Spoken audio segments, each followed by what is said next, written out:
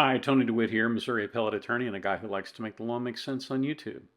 As you can see, I'm not in my normal setting today. I am in Florida, and I don't have a green screen down here. So since it's been stormy outside today, I think we're going to stick with just doing the background as it is. I hope I don't let anybody down by doing that. I wanted to get this video out because I was frankly fairly amazed at what happened several days ago in the city of St. Louis. So let's not go down to the beach, but let's still discuss that.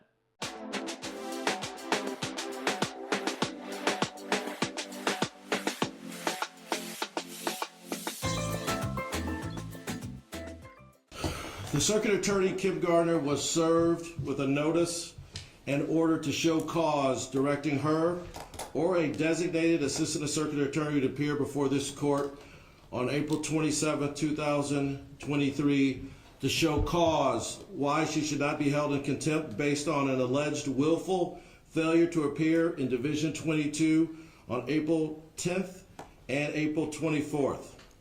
Ms. Gardner did not appear. Assistant Circuit Attorney Mr. Huck appeared on her behalf, and Assistant Attorney Mr. Chris Desilets appeared. The question before the court is whether Ms. Gardner and Ms. Desilets' failure to appear on April 10th and April 24th amount to disdain and disrespect for the court. The Circuit Attorney's office appears to be a rudderless ship of chaos.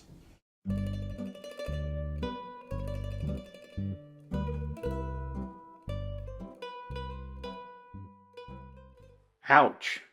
Well, that has to sting. Judge Noble is not prone to outbursts like that, and that should give somebody a clue that there is a real problem here.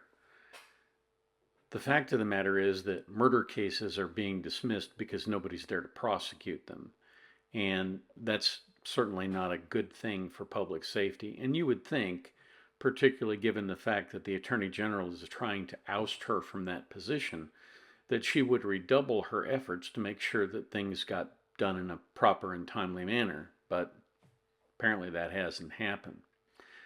I wanted to show you a few of the things that went on in the court that day so you can get a better feel for what is really at issue here.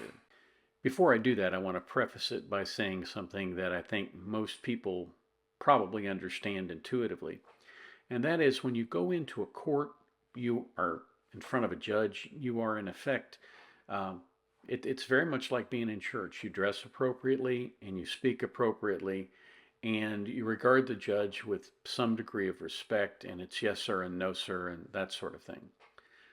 I want you to pay attention to one of the attorneys in this case, because there are three attorneys at the counsel table, and only one of them is acting in a manner that I think is inappropriate.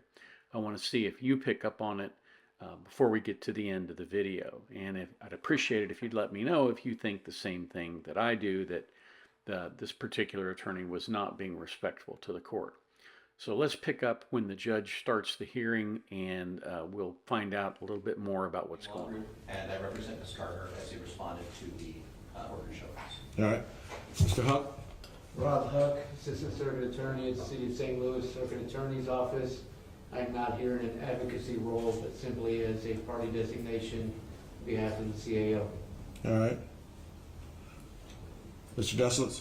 Judge Christopher Desilets, Assistant Circuit Attorney for cause number 2122CR00600. All right. The court issued a notice and a show cause order on April 24th to Kim Gardner, Circuit Attorney, and her designated Assistant Circuit Attorney for indirect criminal contempt. Acts which constitute criminal contempt are set out in Section 476.01 RSMO. Subsection 3 is relevant for today's hearing. Every court of record shall have the power to punish, as for criminal contempt, persons guilty of willful disobedience of any process or order lawfully issued or made by it.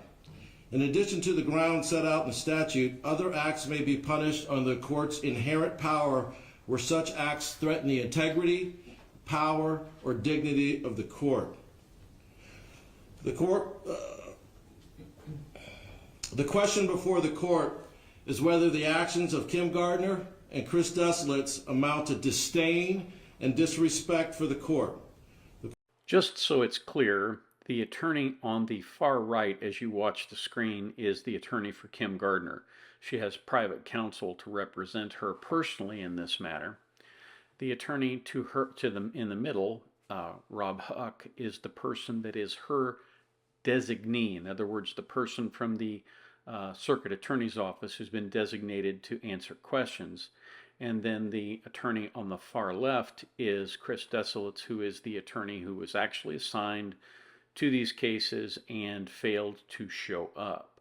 So let's get back to the fireworks. All right. Where is your client? She is not here today. She was asked to send either here or come with a designated assistant circuit attorney, and Mr. Huck was the person she is designated. All right. I do not see her present in the courtroom. Is she in the office, in the building? Do you know? I do not know. All right. When's the last time you spoke to your client? I believe yesterday. Was she aware of the hearing? Yes. All right. Is her designee present? Yes, Your Honor. That's Mr. Huck? Yes, sir. All right. Do you represent, Mr. Downey, do you represent Mr. Huck? I do not. Do you represent Mr. Desolitz? I do not. So a judge has issued a show cause order, which means you have to come forward and prove why you should not be held in contempt, and names you specifically and has you served with that order, and you send a designee instead of coming yourself. That seems to be kind of cheeky to me, and I think it probably appears a little cheeky to Judge Noble, and we'll see how that plays out as we go forward. All right. So is Ms. Gardner your boss? She is, Your Honor. All right. Would it be fair to say she's the captain of the ship? I would say that, Your Honor. All right. And what is your current job title? I'm an assistant circuit attorney. I work as a general felonies team leader for the general felonies trial unit. All right. How long have you been the team leader? General felonies, I would say since October of 2022, Your Honor. All right. Does Mr. Desolitz work for or report to you? He does not, Your Honor. Who does he work for or report to, if you know? I don't think there's a team leader in Mr. Desolitz's unit. As far as, I believe he would report to the same people that I do, Your Honor. Okay. So you're Mrs. Gardner's designee for today? Yes, sir. All right. When did you learn you were going to be her designee? Within the last few days, Your Honor. I Okay. don't remember exactly. All right. When's the last time you spoke to your boss? Within the last few days. All right. So she was aware of the hearing? I believe so, Your Honor, of course. All right. Did she give you any guidance or instruction as her designee? Just that I was to be present, Your Honor. That's all I'm aware of. Send your assistant circuit attorney in to be your designee, and you don't bother to tell him what to say or what to do. Again, she's not really trying to meet the court halfway here. That's not a wise approach. All right. The court was informed that you have 397 felonies and 301 misdemeanors. Does that sound about right?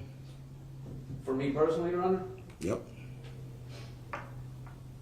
I would take that to be correct. Many of you may remember the Strims case from Florida, where the attorneys assigned to those cases were they had like 300 and 400 cases, and Florida wound up disbarring the senior attorney there, the assigning attorney, the person who is actually in Kim Gardner's role here. So it'll be interesting to see what happens with that little piece of information.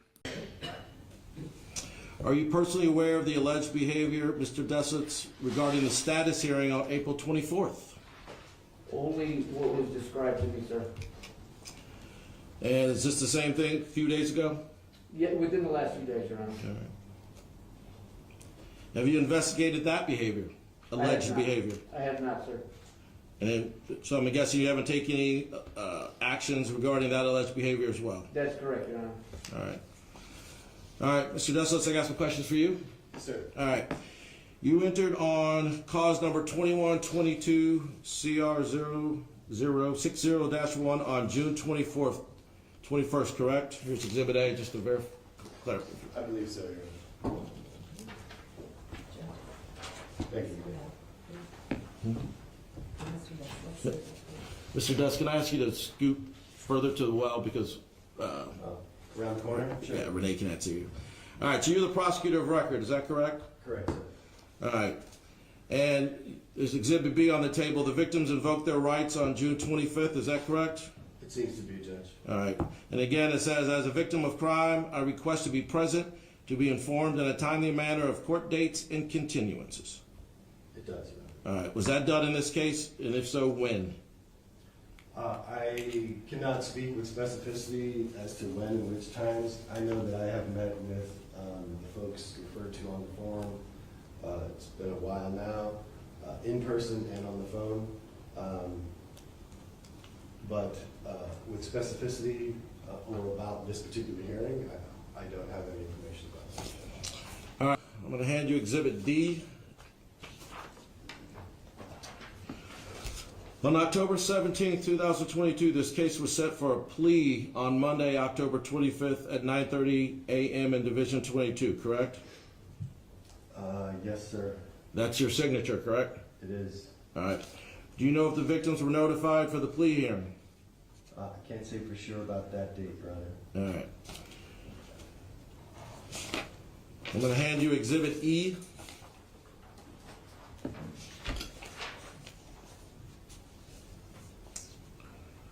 All right. On October 25th, 2022, this case was set for a jury trial on Monday, April 10th, 2023 at 9 a.m. in Division 22. Is that correct? That's correct, Your Honor. All right. Were the victims notified of that trial date? Judge, I can't answer that. I expect that they were, if we had that much time for a trial notice, but I did not talk to them. All right. And you knew you had to appear in for jury trial in Division 22 on Monday, April 10th at 9 a.m., correct? So even though being required by statute to notify the victims in this case, it appears that the prosecutor who was responsible for the case, the person who presented it to the grand jury for the indictment, did not do that. And that's certainly a failure. He knows that he's supposed to come in on the 10th of April and try this case, and he doesn't show up.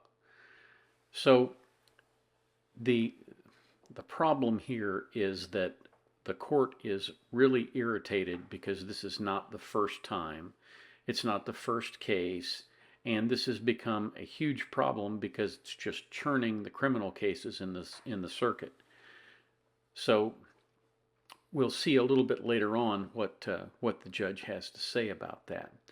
Right now what he's doing is he's getting information from this particular prosecutor. I hurt my leg, I had a bad knee, I was going to the doctor, I asked somebody to cover it, and then when I found out that it had been reset for the 24th, I went first to another division, and then I went to this division, but the doors were already locked.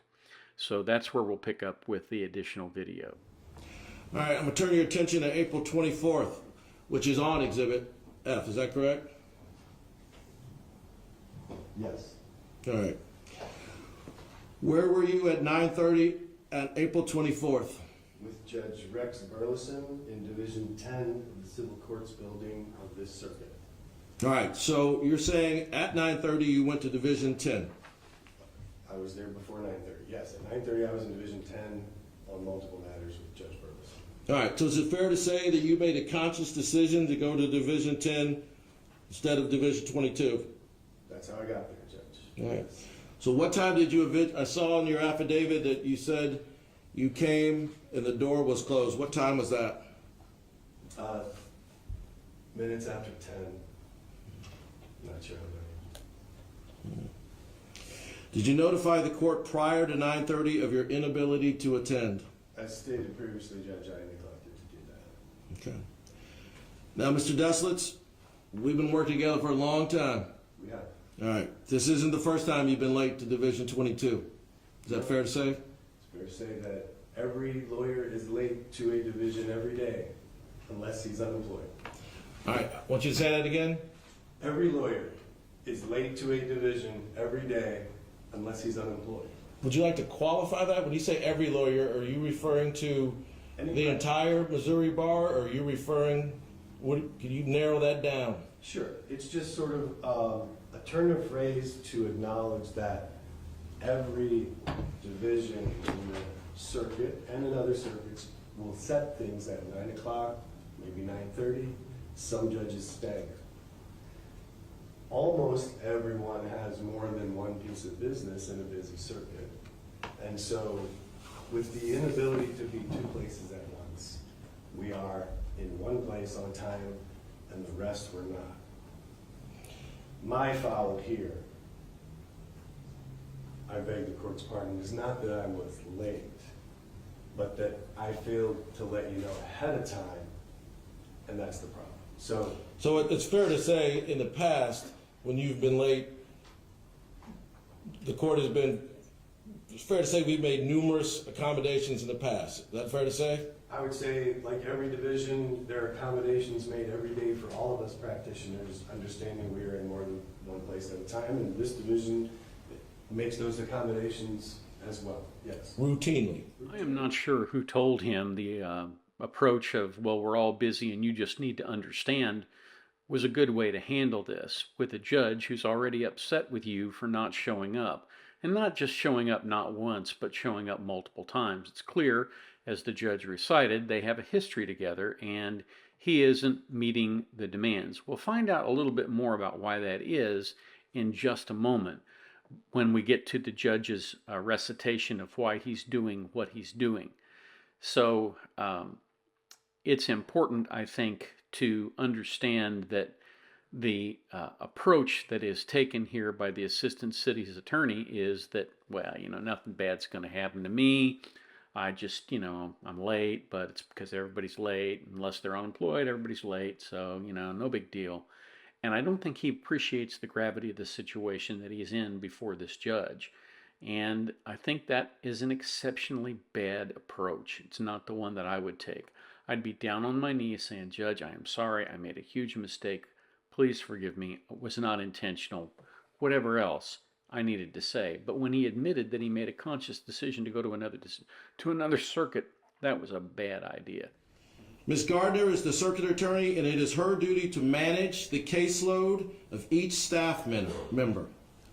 Mr. Deslitz has approximately 104 felony cases. Any prudent practitioner would expect such a caseload to create countless irreconcilable conflicts. It does not appear she has made any reasonable efforts to prevent the resulting chaos. It appears that Ms. Gardner has complete indifference and a conscious disregard for the judicial process. There is sufficient evidence of disdain and disrespect for the judicial process to determine that both Ms. Gardner and Mr. Deslitz's conduct support a finding of indirect criminal contempt. Furthermore, an attorney's violation of a court's order constitutes an intentional disobedience and shows a clear intent to disregard the power and authority of the judicial system process. If a court allows such disobedience to continue, then its orders will become ineffective, thereby undermining the judicial system. The court finds that there is the requisite conduct and intent which could support a finding of intentional disregard for the judicial process. Ms. Gardner has counsel. Mr. Deslitz has the right to retain counsel. Both will be afforded their due process rights to discovery and to prepare a defense. The procedure for indirect criminal contempt is governed by Rule 36.01b. Pursuant to that rule, this court will appoint a special prosecutor for this matter. The court will allow reasonable time for the preparation of defense.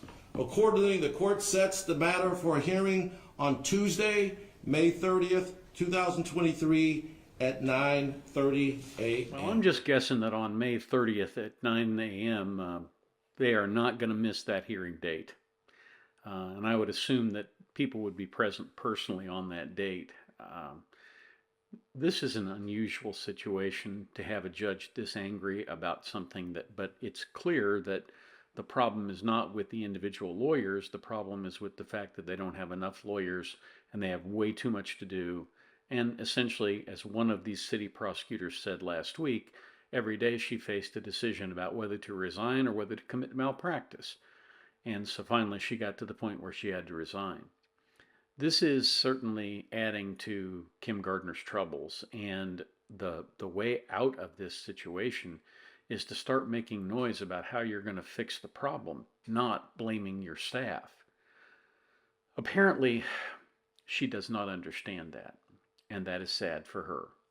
I think it's even sadder for the citizens of the city of St. Louis, who have been very vocal, particularly the crime victims, about what a terrible job she has been doing in this regard. One lady the other night was interviewed on TV, and she said, she worked at Popeye's Chicken, and if she was ever late or she missed work, she'd be fired. And she thinks that Ms. Gardner ought to be too. We'll just have to see how that plays out.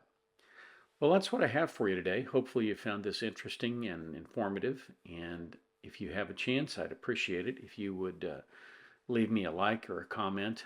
One of the comments I would really be interested in is what you think about Mr. Desolate's behavior, wandering around with the Gatorade bottle and taking such a informal approach to working with the judge and answering yes and that kind of stuff instead of yes, sir. I think his attitude came across as, I don't really care what you think, Judge. Maybe that isn't what he intended, but that is indeed what I saw when I watched the video. So that's what I have. Thanks for watching. I appreciate all of your comments, and I will catch you on here next time, hopefully with the beach.